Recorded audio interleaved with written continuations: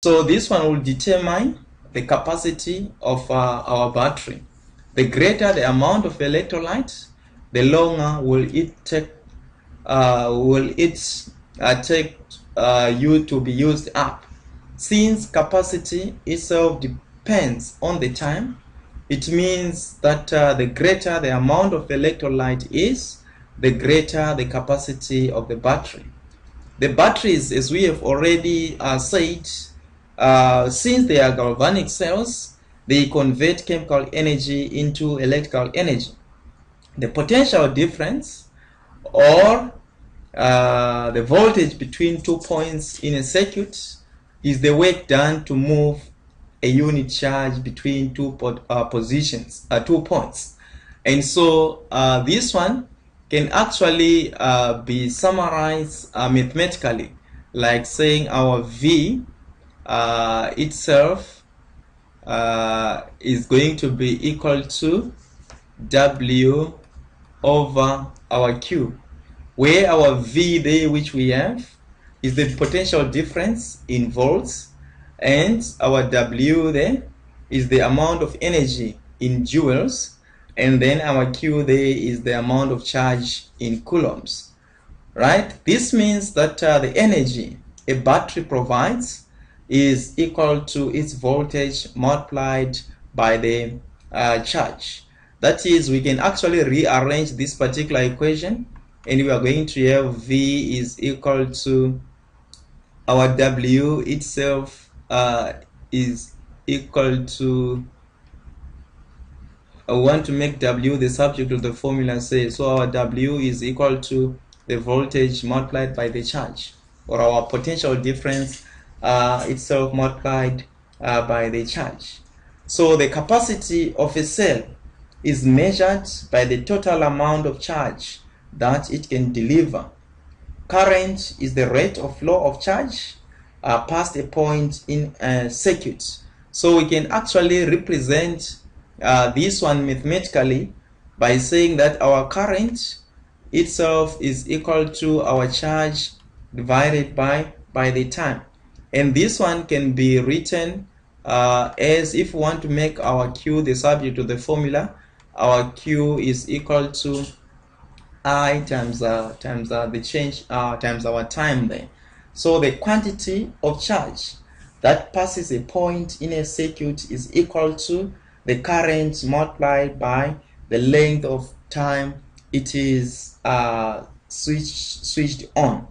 We can calculate the energy supplied by the battery to the circuit by combining our equations 1 and 2. So let us say that this one is our equation 1, and this one, let us say, is our equation 2. Substituting our Q there with IT,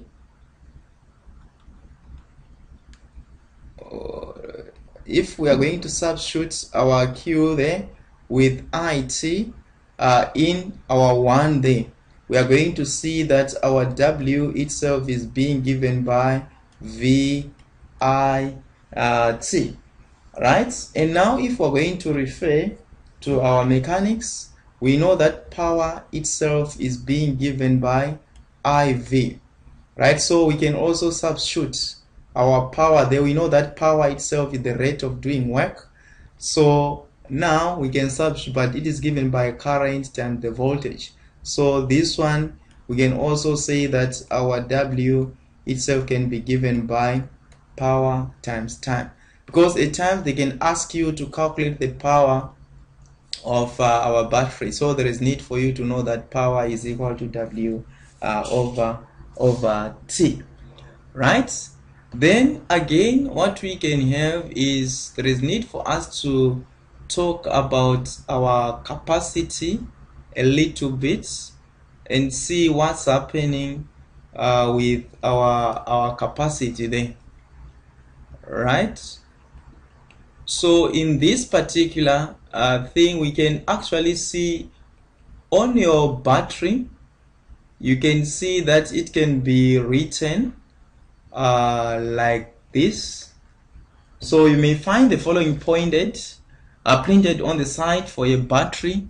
you can see something like this. Let's say it can be written as 12 volts, 7 ampere hours, right? So this one in itself indicates that the voltage which we have there is 12 volts, and that voltage which we have is the maximum voltage which the battery can supply, and we call it the electromotive force, which is which can be represented as the EMF of the battery.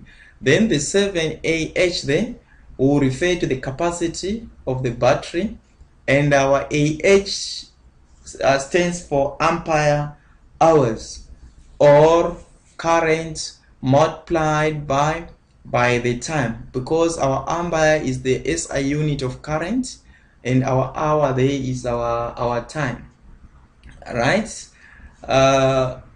Remember in our equation 2, we say that here we're having our current multiplied by the time is how much charge enters and leaves the circuit.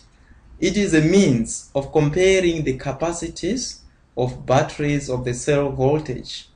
The hour is used to measure time instead of seconds, as this is more practical for battery usage. Remember, we know that our power, in fact our SI unit of time is the second, but in this particular work in batteries, we are going to use the hours. Why? Because it is more practical for us to use that one in batteries. Thus, a 7 ampere hour battery can supply a current of 1 hour for 7 hours, or a current of 0.1 amps for 72 hours. Smaller batteries makes use of the unit milli ampere hours, right? Or you can write it milli ampere one time in words. So remember, the milli itself is just small, that is, you'll be having multiplied by 10 to the power minus 3 ampere hours. That is, if you want to change your milli ampere hours to ampere hours, right? So in our next lesson, we are going to look on the dry cell. So let us just be tuned for our second lesson in our batteries, which we call the dry cell. Thank you.